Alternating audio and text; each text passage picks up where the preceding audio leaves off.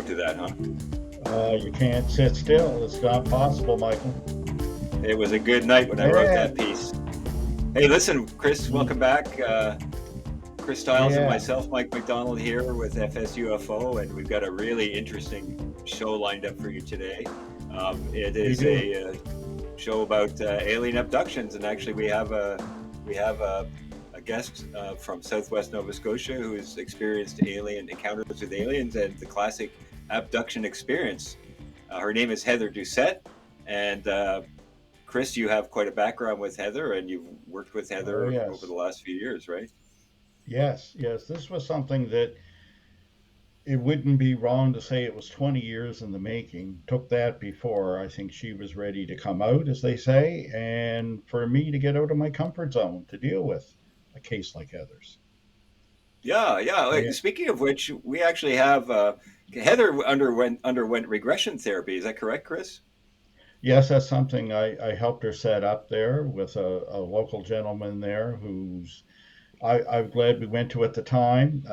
Heather had some reluctance, and he made her most comfortable, and it was quite the day. It was a new experience for me, and it was certainly a new one for her. And in fact, it's a new one today on this episode because some of this she has not seen herself. So we'll Wow. be as much interested to see Heather's input on her reaction to her revelations here today. Absolutely. We have a little clip that we're going to play before we bring Heather on, and it's I'm not going to describe it. We'll just let it play itself out, and then we'll bring on Heather, and Mm. we'll talk about that, and we got some more stuff to show, and interesting conversation coming up. So, Sean, anytime you want to roll that clip, you go right ahead. We're back to 1988. What do you see? Laying in my bed with my husband. It's nighttime. I can't move. Something's in my room. Paralyzed. I'm trying to kick my husband. And he won't answer me. I can't speak. And I'm confused because I don't understand why I can't move. And I don't understand why I can't speak. Man, it's foggy. The bedroom's foggy. It's dark, but the fog is light. I feel myself being raised, and I'm screaming on the inside. And it's just like whoosh, I'm gone. And I see myself back in the bed. And I kick my husband. I finally can move. And he heard me, he couldn't help me. And I said to him, "Why didn't you help me?" He said I couldn't move. And we walk out into the living room. And the fog's outside. And we look out the front window, and the fog goes up, and it's gone. And then we both go back to bed. Then we don't talk about it no more. Wow. Well, that's a clip that Justin Brown filmed during the regression therapy, and we thank Justin very much for that. And now we have Heather herself on the show.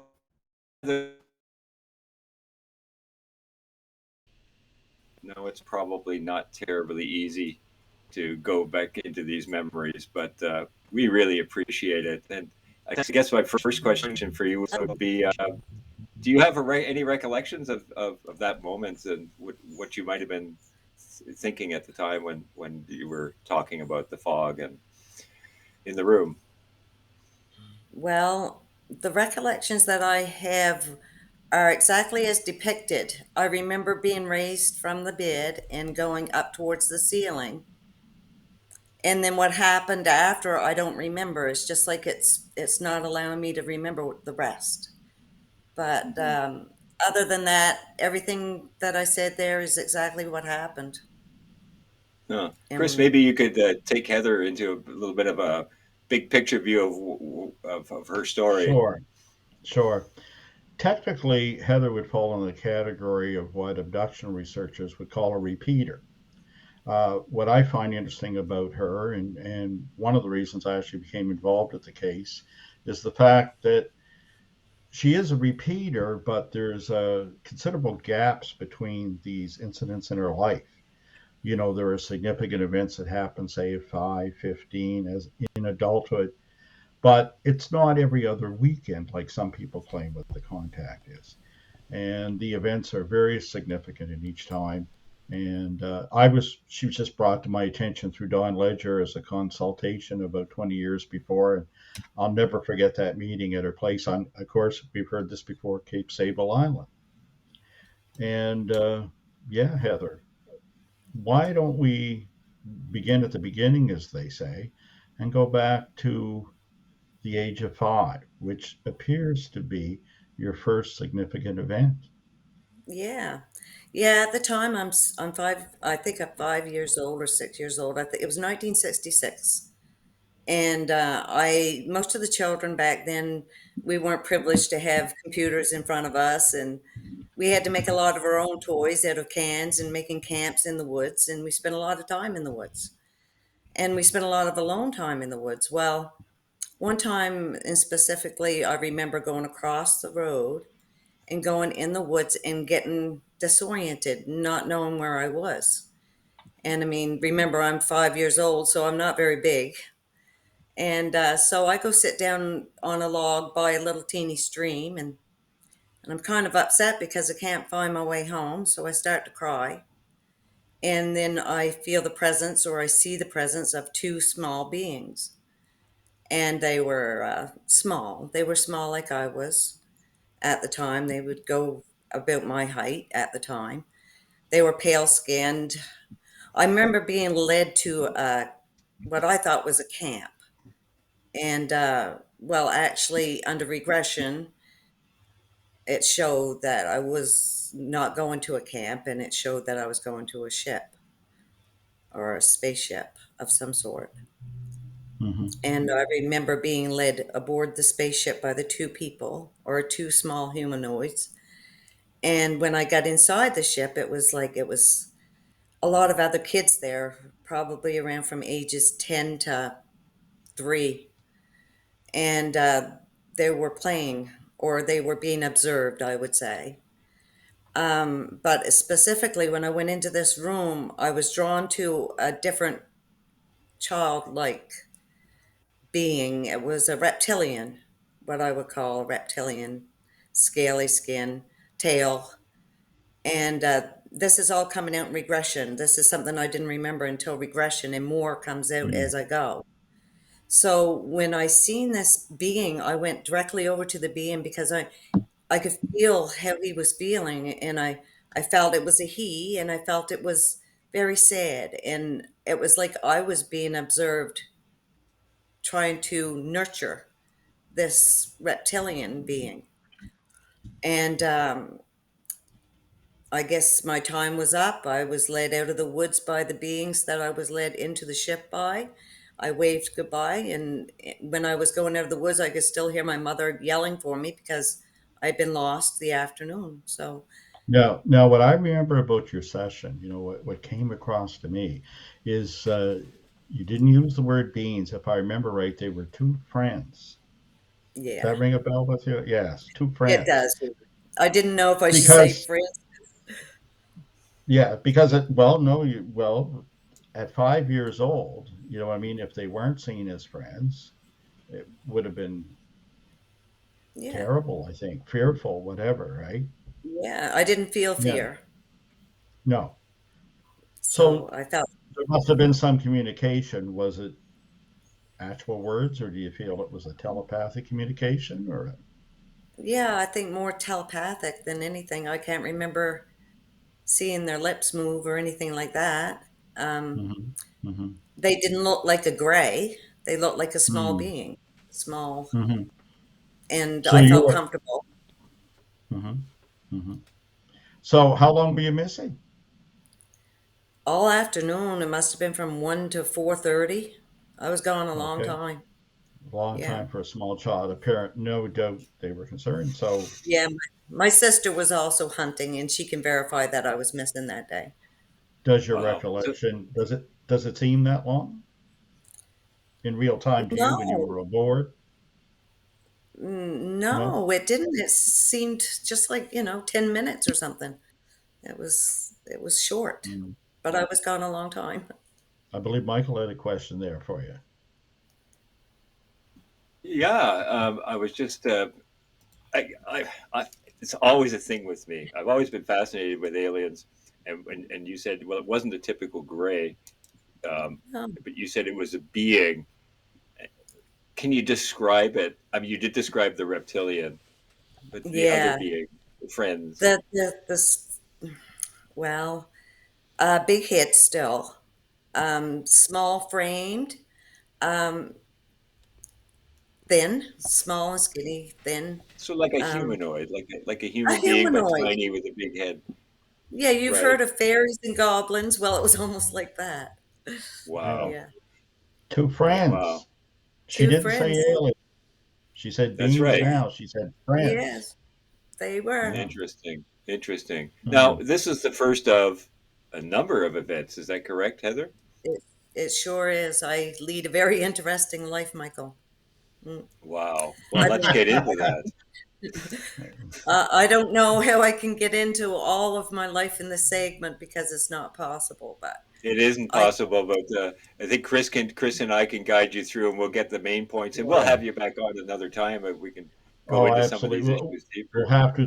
There's so much to go to. There's a whole story about her and I meeting up, but that's for another day.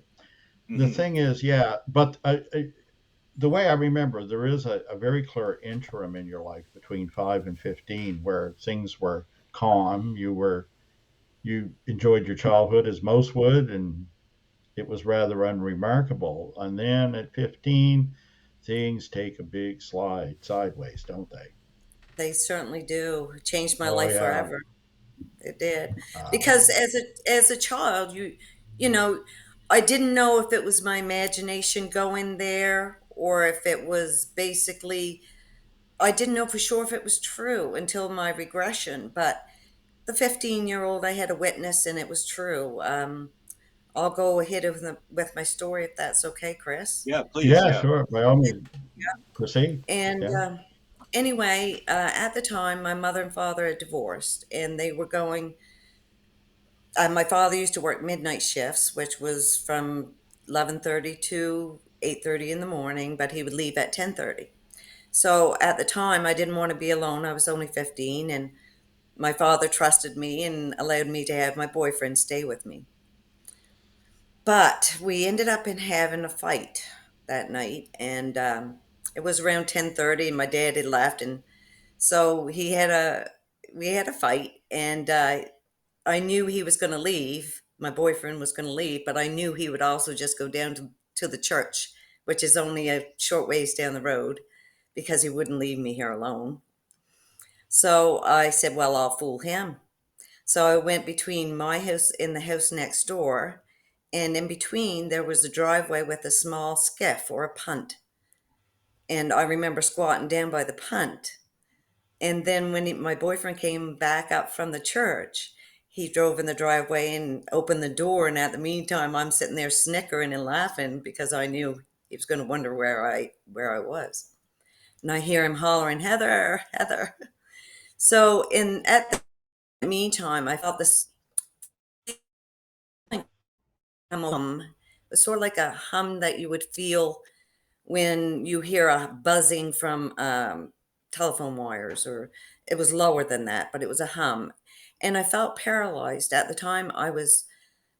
I just tried to run, but I couldn't move. I don't know if it was because I was so scared or if it was because I wasn't able to move. So I looked up and I noticed it was a star-filled sky with no moon, and I noticed this black thing right over top of my head blocking out the stars. And it was, I would say, it was so close that I actually painted a picture of it, and I couldn't. My picture was so big because that's how I seen it. So I wouldn't say any more than 500 feet up. It's right over top of me. So all of a sudden, the lights come on the ship, and there was this blue beam. It was lights of all different colors, and there was this blue beam. This ship, by the way, was a arrowhead shape, a boomerang shape type of ship. It was about a football field big, or if not two. It was huge. and this yellow, blue beam come down, and it shone on me. And then before I know it, I'm running. The last thing I remember, I'm running towards my house. And when I get to the door, I see my boyfriend standing there in a stupor, just like he can't move or anything. So I grab him by the arm and I said, come to the window, come to the window, come look. So he goes to the window and he looks out the window, and then we see this thing going off slow. And then it just blinks, gone. And then after that, I started to have dreams. Uh, I'm not sure if you So want me to go what? into. Yeah, what year would this be, Heather? This was 1976. And it was Hmm. September because I remember going to the library the day later to research some things. Okay, very busy period for UFOs here, by the way. But Yeah, it certainly was. And it was something that changed my life because after that, I started to have dreams, and they were every night and every night and every night. And I knew it just wasn't for no reason. The dreams that I would mhm. have is being in this bright, is so bright and sterile, a sterile So room. at the time, you must have had discussion with the boyfriend. Yeah, I mean, yeah, of course we talked Did about he it. understand? And what happened to you? Did he share the experience? Well, yes, at the time that he knew what happened because we discussed it right after, but he was also having the same kind of problem too. Like he was being chased by UFOs too, if you can almost believe that, but he was. And so he had had his own experiences also. But this is something that I'll always remember because when I was in this room, it was sterile. It was so white and hurt my eyes. This is how bright inside Hmm. it felt, and it was. I had two beings, and these were the typical grays that you hear about with the big Hmm. slanted eyes and things Hmm. like that, the big black slanted eyes. And one was on each side, and one was by an entryway, which I couldn't see no door. It's just that I knew it was where I come in from. So I'm led to the middle of this room that I can remember. And I'm led to the middle of the room, and this guy comes out of this other room that he's the leader, and he looks like a human. He had a silver, no, I'm sorry about the cape, but he had sort of like a blonde, golden hair, and it was down to his shoulders, but his eyes were different, and I knew he wasn't completely human, but he had good intentions. He didn't have any bad intentions. The first thing that he showed me was a hologram. I guess that's what you call it. Is it, Chris? Holograph? It Well, was like hologram. If it's an image hologram. that looks three-dimensional, look very real. Yeah, and you can see through it. I Yeah, could see through it yeah. along with seeing a vision or whatever he was showing me. Hmm. And the first thing he showed me was the depiction of the end of the world or destruction of New York City. It was underwater, and I remember seeing how I knew it was New York is the Statue of Liberty had her hand up, and it was underwater. So, Wow. and I seen burning from beyond. I seen burning. So I don't know what I was supposed to learn here, but I don't know. It's almost like it was what was going to happen in the future. And I asked him, asked him where they came from. And I remember them showing me on this hologram a depiction of where they came. I can't remember it now. I think I'm going to Hmm. need to go for more therapy before Did I can remember the exact location. did they And speak to you through his mind, he wasn't actually through the talking to mind? me. Okay. Yeah, through the mind. And so the last thing that I asked is, how do you make this thing work? And what comes to mind, I'm sure there's more to it, but what comes to mind is they were magnetized ions. And it correct me if I'm wrong by saying that, Chris, because before I slang eons, but it's ions, and that counter You know what you repel mean. the rule of gravity. I'm just You going know to what I mean? I'm just going But to and then I'm just going to jump in here and allow your video to catch up with Sure. your audio because your connection's Yeah, just a little unstable at the a moment, little Heather, and slow. give Chris Yeah. a little chance to, Okay. while that happens. It Chris, is. any thoughts on what you've heard so far? Well, yeah, I mean, typically, Michael, one of the things we see in these cases is that there's a number of features you typically see in a typical abduction. That's not to make it seem like, oh, it's just a normal one you get off the shelf, but typically you have a capture or being taken. You'll have an examination or procedure, communication, usually through telepathy. That's the more common, although sometimes people have actual audio communication. Often, those taken aboard report a tour of the craft. There's lost time and memory, or a blend of both. And at some point, they're returned, and usually to the same place, but not always. And an exception to that, of course, would have been the Travis Walton case. And then the abductee typically reports an epiphany, some insight into what mankind's doing wrong, or they're simply overwhelmed by the Oz factor. It Finally, sounds to me like she's sort of hit all she's these she's check marks. she's ticking them all, yes. Yeah, And finally, yeah. at the end, and this is the part that I find so interesting in her at 15, is the struggle, and that really just struck a chord with me. And yeah, I'd like you to talk about that, Heather, about the struggle. Because I remember when you told me first, like it was, I felt that it was really at 15. I'll tell you why, Michael, Heather. What gets me, when you have your experience at 5 with your friends, right? And I guess they've earned that. That's probably how children have to be dealt with in these encounters, right? But at 15, it's different when it's over. And of course, we're not going to get into the whole thing tonight, but I know how difficult this period was for you afterwards. You're 15, there's disagreement with family. Some are supportive and believe, some don't. But at 15, you're not 5. You know what's happened. You have something, and you don't remember it all, but what you remember is overwhelming. You know, you've it, in the business, they would say you've crossed that threshold. Clinically, you're an abductee. Your life as you've known it is over. And I'd like you to describe what that was like for our listeners. Yeah. Yeah, it wasn't bad enough that my mom and dad had broke up, but now I'm experiencing something out of worldly. I was brought up to be a Christian girl. I had to go to church. I used to go to Bible study. I learned a lot about God, and this was totally against everything that I remember. I remember being depressed and not having no one to confide in. I had friends, and I told my friends, but other than that, I remember being isolated.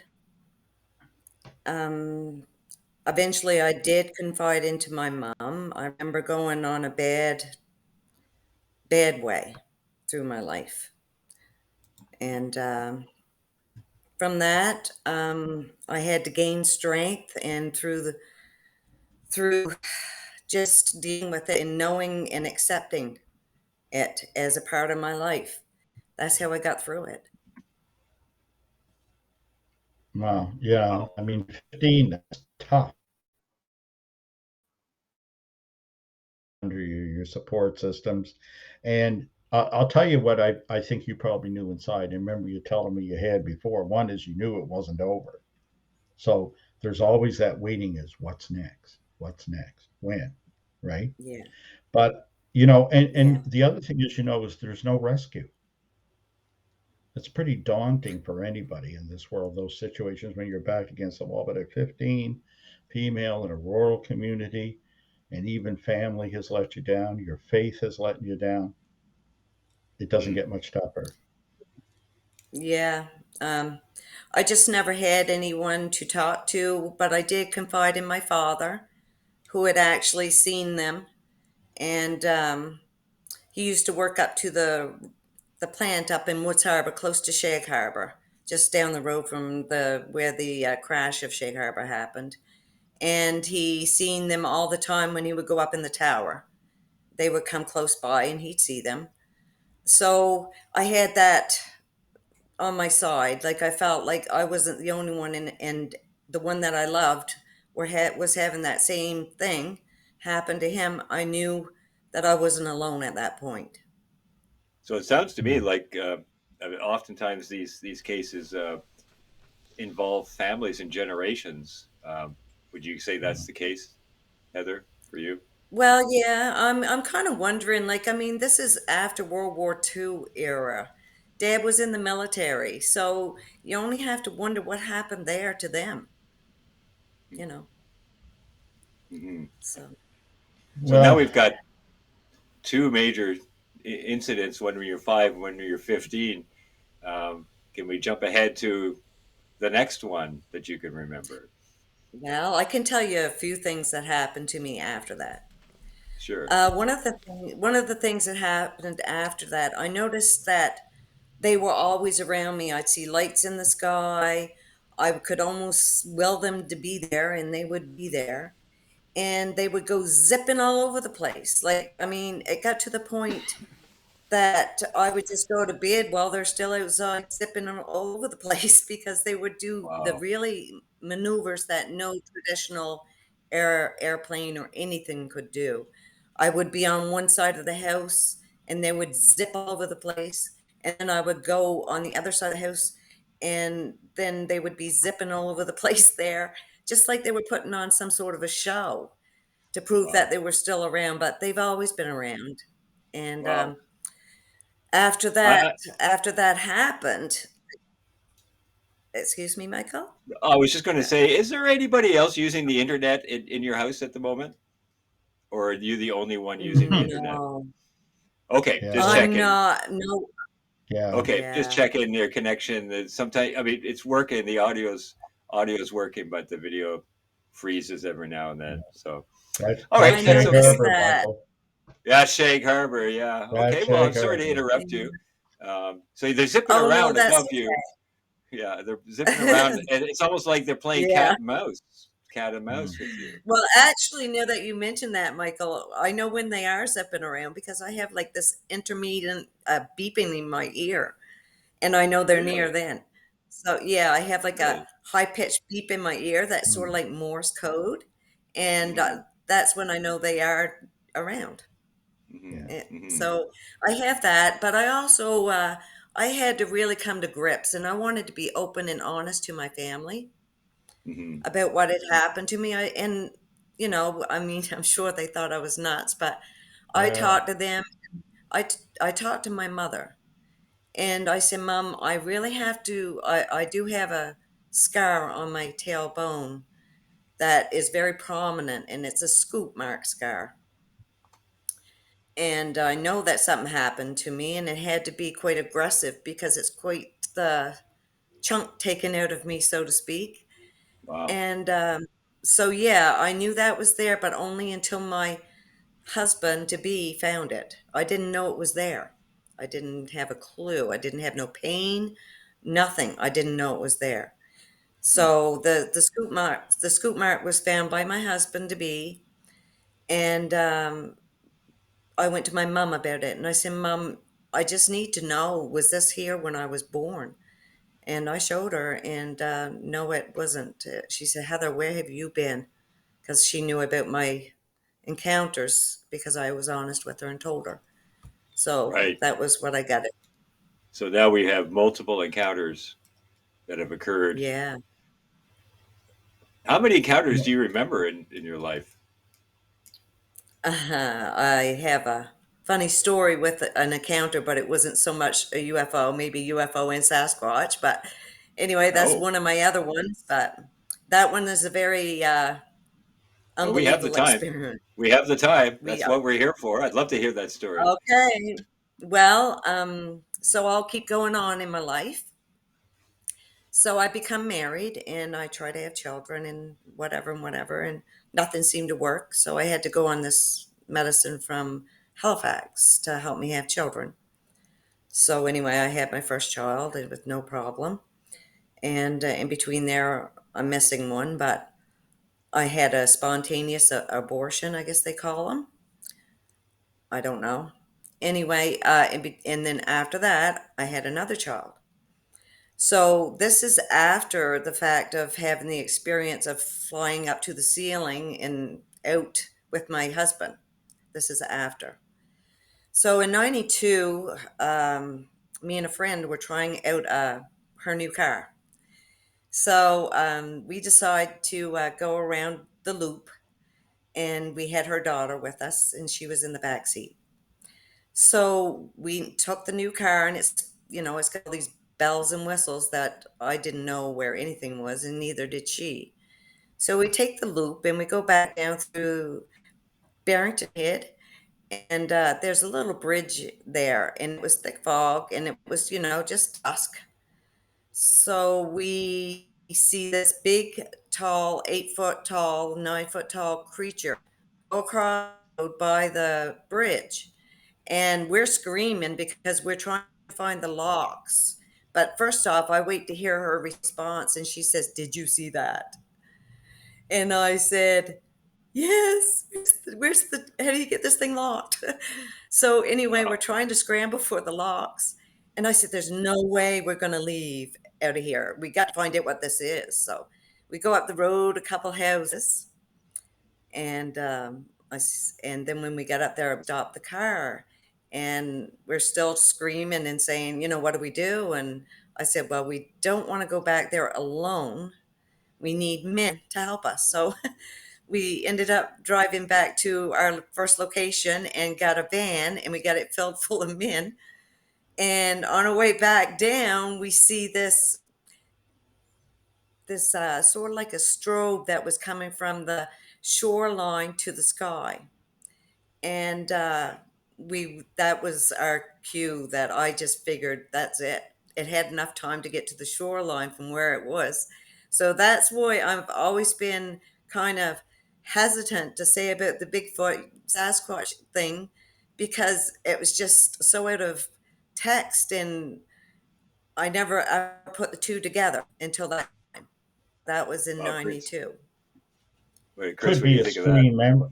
Well, it could be a screen memory, or it could be a hairy alien, yeah, or a Sasquatch or whatever. I don't know. You know, there's always in these cases, one of the problems and one of the reasons they haven't been taken seriously or properly researched is there's always some kooky details. I'd like to just wind the clock back a bit here, just to her, well, we'll call it the implant for now. Actually, I've got an even better name for it here, sort of thing. Because one of the things was when I first met Heather, which was 20 years ago, I came in as a consult to Don Ledger, who I co-wrote Dark Object with. He was interested in the case. Don had been spent time in this. I was totally distracted by a little thing you heard of called Shag Harbour and that kind of thing, and abduction. I just didn't have time. I know it sounds crazy now. Probably as crazy as Sasquatch running across the road, from such an event. But here's what I did find, because the artifact, and when you say, like, you asked your family, like, did you have this before? Because, your husband noticed it, the scoop mark, whatever, right? I saw Yeah. photographs, and they were, it was sort of atypical. Everything about her case here, Michael's typical, but that scoop mark, that artifact is quite largish. But here's one of the things I knew here, and I'm just going to refer to something here because it's part of an unpublished manuscript at the moment. But I knew of this fella who was a practicing U.S. physician, and he was also an abduction researcher. You don't run into that every day. His name's John G. Miller, and in '94 he presented a paper at a conference called Alien Discussions, and it was called Medical Procedural Differences, Aliens versus Humans. And here's part of what he had to say, is that one procedure that is reported occurring during the alleged examination phase of the experience is the insertion of a long needle-like contraption into a woman's navel. Some have speculated this could be a form of laparoscopy. If this is true, after the abduction, there should be free gas in a woman's abdomen, and it should be seen on X-ray or a CT scan. The presence of free gas or a chamber of gas would be extremely abnormal and would help substantiate the claim of some sort of procedure being done to her. Well, years later, Heather was suffering from an injury from a minor motor vehicle accident and had to go into the Yarmouth Hospital, right? And she had a CT scan as part of her checkup to see what was going on. This was on December the 7th, 2004. She wasn't going in because of her experience or thinking, what's about the scoop marker to find out. It was simply treatment for this car accident. And in it, she had this procedure, and it was about hip pain and that. The radiologist report says, and I have it here, it says, an apparent gas-filled chamber identified in the posterior midline at the level of the coccyx or tailbone down to the end of the anal orifice is felt to represent an artifact rather than a pathological abnormality.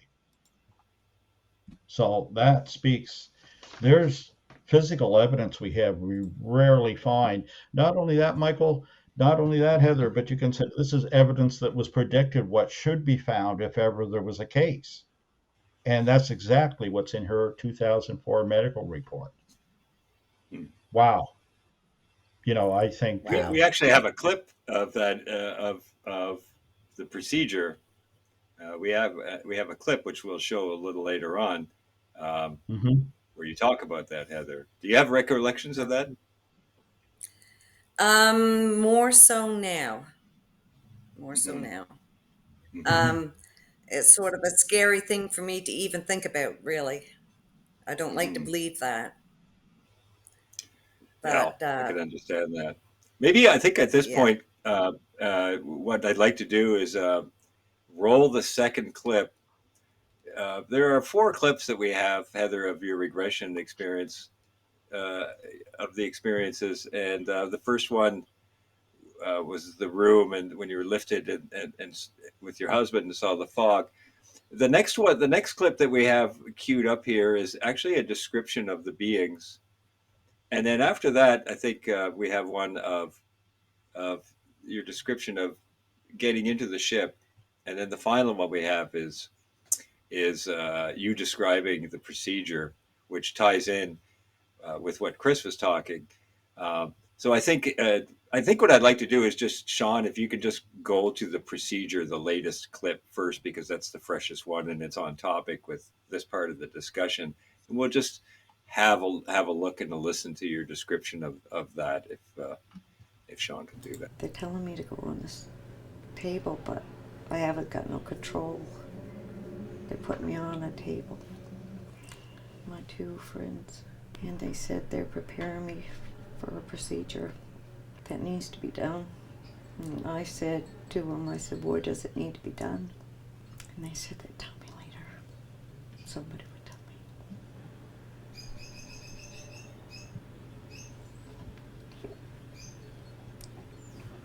me. They putting something inside my navel.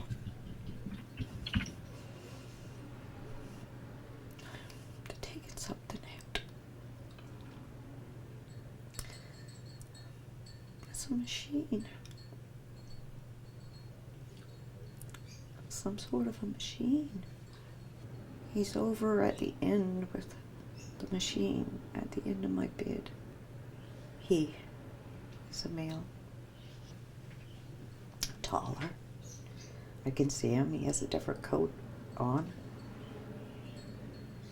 He has gloves. Metallic. This glove he has on is metallic. Seems to be glowing, this thing. And he's pushing it over me. It's almost like a magnetic instrument. But I think, as a matter of fact, I know he took my baby. He's like our specialist. Zecor. Zecor. Zecor. That is their name for him. He is above them. They have to help him. Keep me calm and so I don't panic and get scared.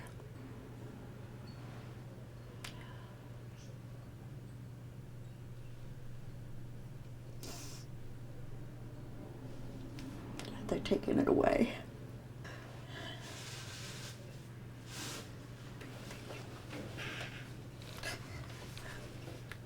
Poor baby.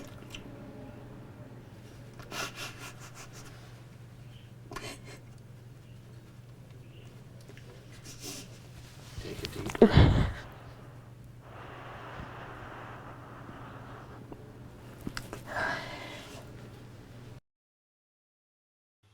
Wow, chilling. That's really chilling. Yeah, I gotta get a Kleenex. Yeah, take your time there, Heather, if you want to. Yeah, I can fill in something here while we give Heather a moment, Michael. You Mm-hmm. know, at one point she did reach out beyond her family back in the 80s and made contact with Bud Hopkins. And when I first met Bud in 1996, he came up and introduced himself to me, and he mentioned Heather, that somebody from Nova Scotia, he didn't remember her name right off, had been in contact, and that his wife had written her back and that, right? And, I just ran through the rudiment, the bare bones of it from what I knew from my visit with you with Don, that time to sort of consult with him. And I knew little of what I know now with it. But I can remember one of the things he told me, Heather, was, when you mentioned that sometimes you thought you almost could like make it, will it to happen, right? He said that in cases like that he thought that was a little deceptive. He, Yeah. he trusted most of your perceptions, but he thought in that case that often you sensed it coming, like the sound in your ear, right? And you knew it was coming. And then you'd think, Yeah. I'm going to make this happen. And, you knew it was going to happen. You couldn't stop you do that because it kind of gave the illusion that you had some control and it was a reassurance. But I was shocked when Bud came up to me and he remembered all this Yeah. and talked about you down when I was in North Carolina. And it was all the more reason when I got that call from you years later, I thought, well, I got to go back, Well, So, this. yeah, I mean, this is a very chilling incident. I mean, this. I mean, we're talking about yeah, unborn children as well. yeah, And this is a theme that shows up over and over again. And David Jacobs and yeah, Bud Hopkins have, yeah, had yeah, discussed this, and of course, regressions with others. In the documentary I did, Intruders, that's also a running theme in the documentary. Is hmm the idea of playing with the reproductive abilities of human beings. And mm. I mean, Heather, obviously, did you remember that, Heather, in your waking memory, or did that have to come out through the regression? Remember, Mm. This Michael, is this the is the first first time time she's I've heard heard this. This is this, the first and I'm time shocked. she'd never seen this clip Yeah, till now. yeah. So Yeah. that's completely new to you, Heather. And I'm shocked. Yeah. hmm Yes. Wow. Yeah. Well, it is quite a shocking thing, and It's it's yeah. Well, I mean, folks, I mean, those of you who are watching, and it's anybody who has upsetting. any Is what it is. cynical ideas or doubts about the Yeah. truthfulness or the sincerity of people who undergo situations Yeah. like this, I hope that Yeah. this portion of this podcast will maybe set you a little bit straight about the motivations of people who are willing to talk about this kind of an experience. And you just witnessed, and actually, I wasn't aware either that, Heather, you had not seen that clip, even though it was No. mentioned at the beginning of the show. No. And that's just it just proves my point that Yeah. something is going on, and people who are willing to come out for no gain whatsoever, no financial gain. We're not paying Heather to be on this show. To share their experiences with the public is a very, very brave thing to do. And we didn't mean to blindside you, Heather, Mm. for a reaction, but it just makes me think how important it is that people understand that this stuff happens and it's sincere. Well, yeah. Look, Michael, there's another thing about this that you don't know that isn't apparent here either, because I was there for the whole thing. Mm-hmm. And Justin never showed any of this footage to her. Mm-hmm. This is the first time Heather's taken it in. Mm-hmm. But Heather, if you remember back, and I'm sure you didn't forget this, was that when it was over, remember I got hold of you just a few days later, and we talked a few times that week about it. And at first, it was like you'd run into some kind of wall or protection I can remember Bruce having a great deal of time. We're seeing little excerpts of this, of breaking through to get her to remember this portion, Michael. Mm-hmm. Mm-hmm. And she afterwards felt like she had extreme headaches, and when she tried to recollect on her own. And at first, she thought she was never going to want to do this again, and we haven't done it again. But then eventually she came around that this was the truth, but she had no recollection of what happened.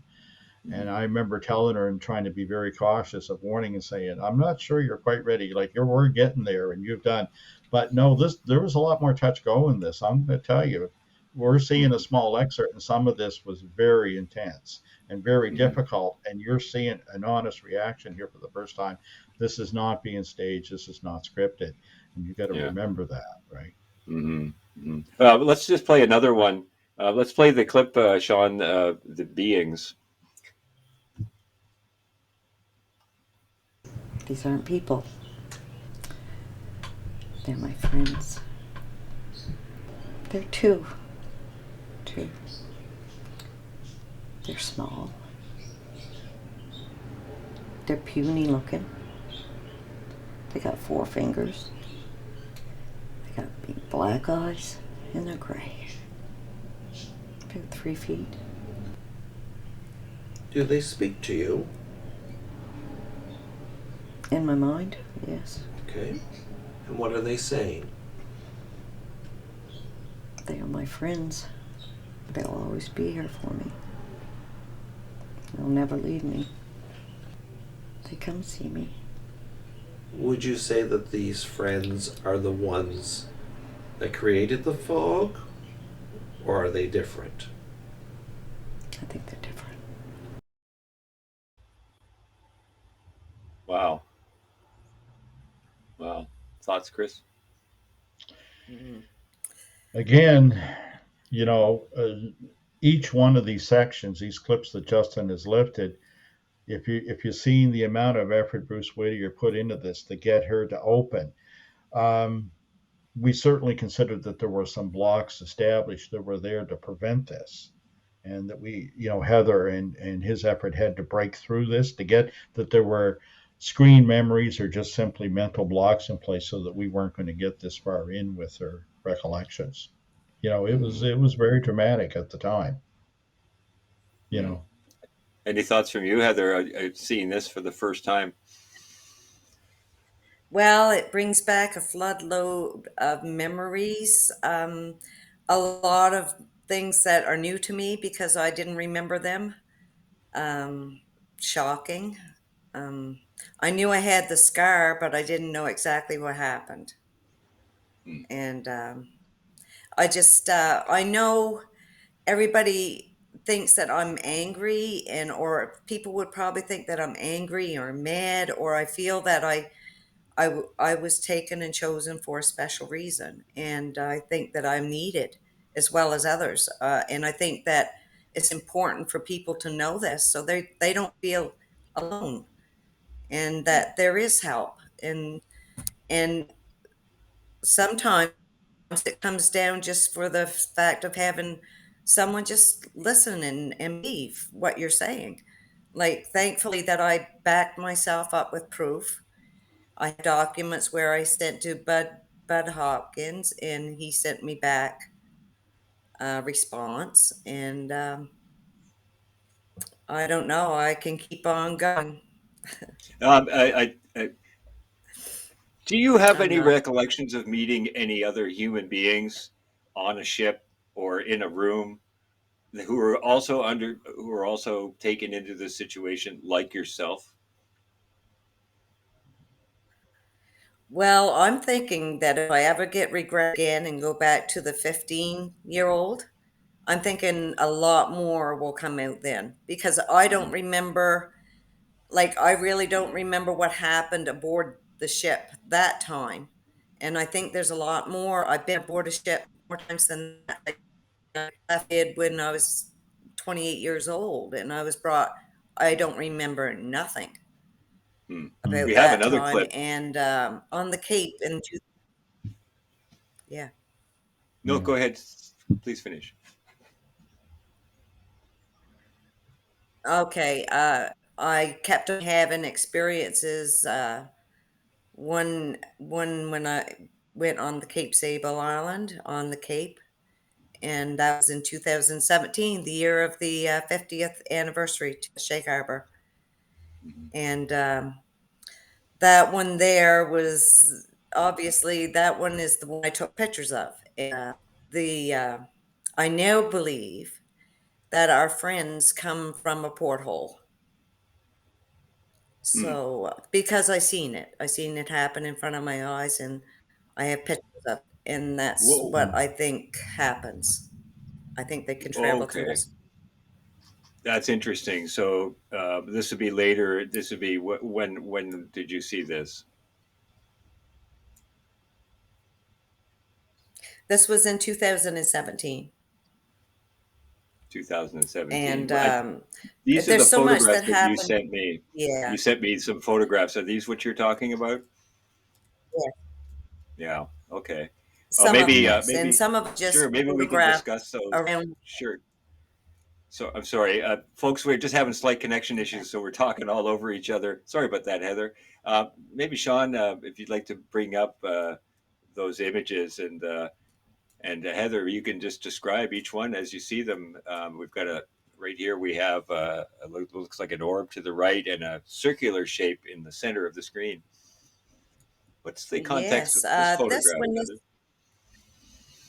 Heather? when just before this photograph happened, it was a full bright orb, and it took and it separated into a donut shape and spit out the small little orb. So it actually changed shape on me at least 3 to 4 times So the orb in before the it changed right-hand into side the of the screen. boomerang Right. The orb on the right-hand side of the screen is that part comes. of this phenomenon. Okay.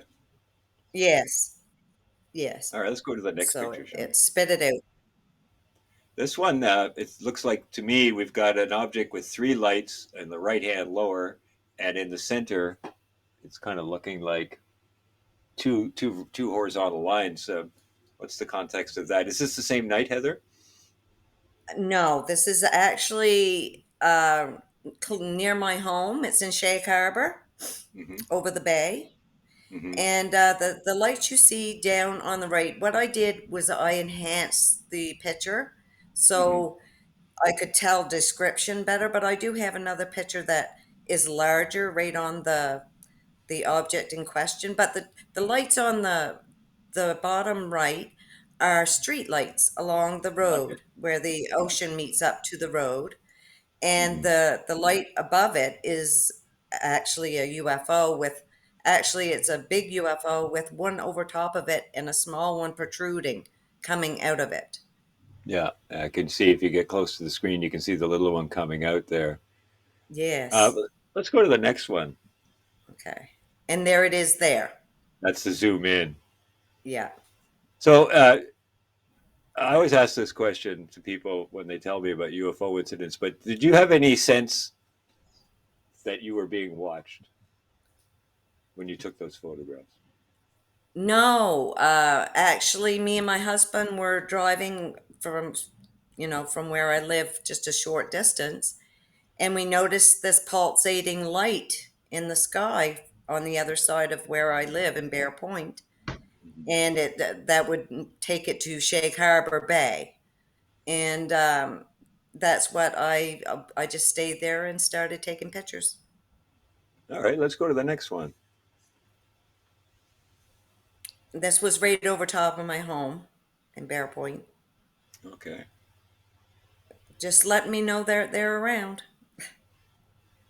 You're you're getting the images. So that well, how would you describe that from your memory, just to give us some context of that? Um, I did enlarge it a bit. It was just, I would say it was just like what you see there. It was oval shaped. It seemed to have grooves in the bottom of it, like empty holes, so to speak, Mm-hmm. dark in the holes. And then on the top, it seemed to sort of illuminate this white light that would go around.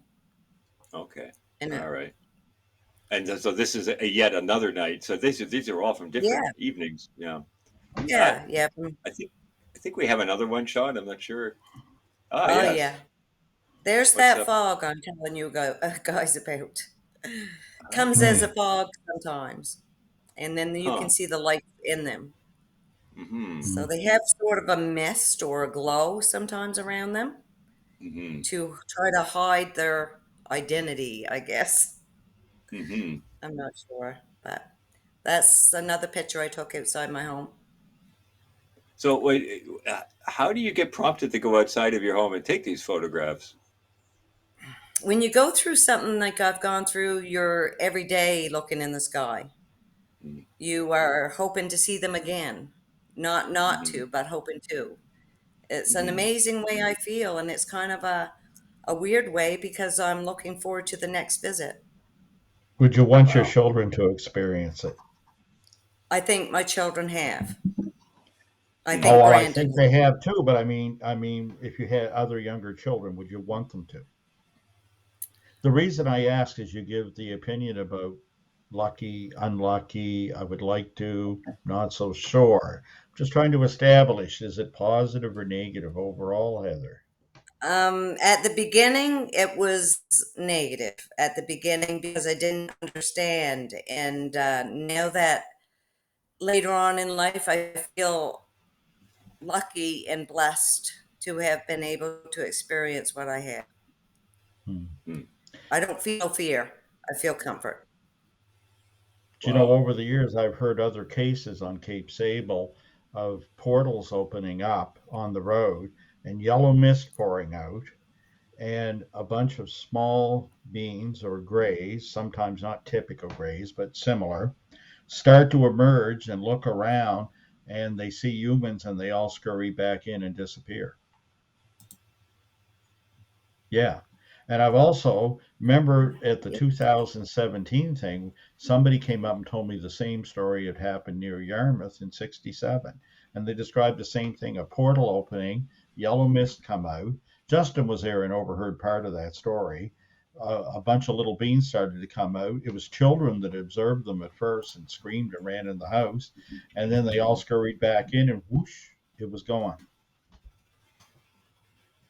There's another video. It's I'm just going to amazing. jump in here. There's another video we Yeah. have, the last of the videos. We're getting close to the end of the show here. This is a description of the craft or the room, the ship, and I think Sean has that queued up, and we'll play that. I'm going. Where are you going?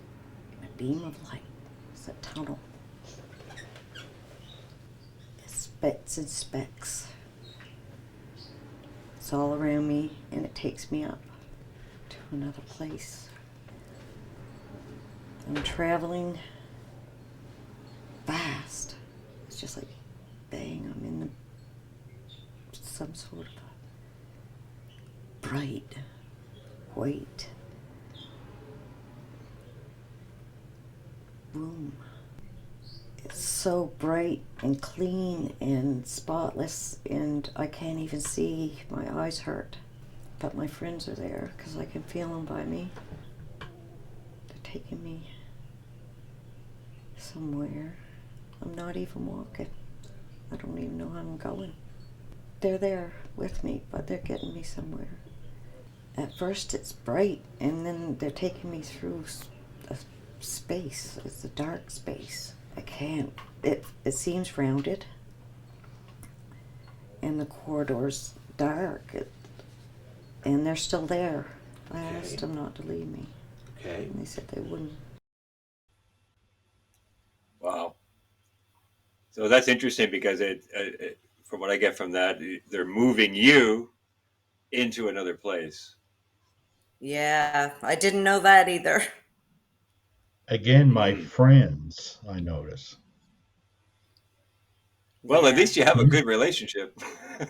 mm, some friends. Yeah. Mm, Yeah. What Yeah. a, I mean, I it took me a long time to accept, and now I accepted it a long time ago, but now I feel at peace with it. I think it's a part of my life, and I feel special and blessed that I could be a part of whatever they're part of. And Wow. mm. my Good when we were attitude. Cape, it was very enlightening. It was a very good meeting on the Cape.